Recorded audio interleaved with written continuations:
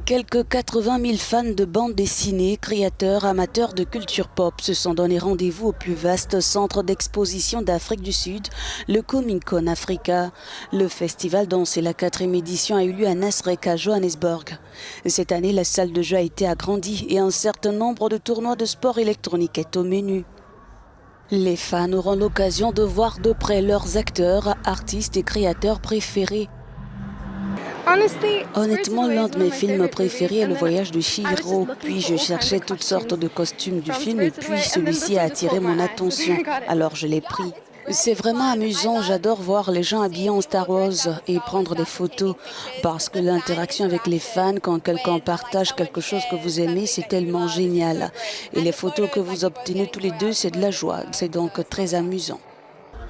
Un pavillon afro-grec est dédié aux bandes dessinées reflétant la société et l'héritage africain. Trevor Nguya a présenté son dernier projet, un super-héros inspiré du roi Shaka.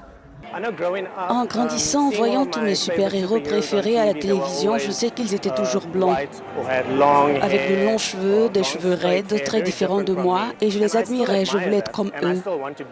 Mais finalement, voir des super-héros qui me ressemblent me permet d'être plus proche de la réalité. Ça me donne envie de lire un peu plus les bandes dessinées. Ce que nous voulons pour tout le monde. Nous voulons que tout le monde apprécie les bandes dessinées pour sentir qu'ils peuvent se projeter d'une certaine manière et qu'ils peuvent se voir comme des super-héros parce que le super-héros leur ressemble.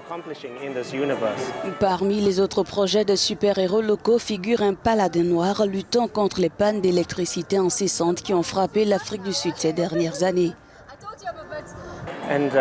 Dernièrement, nous avons travaillé sur Kid Wiz, l'Afrique du Sud futuriste. Il suit un super-héros de couleur de Bonneville et la première chose qu'il fait, c'est d'éliminer les délestages, entre autres.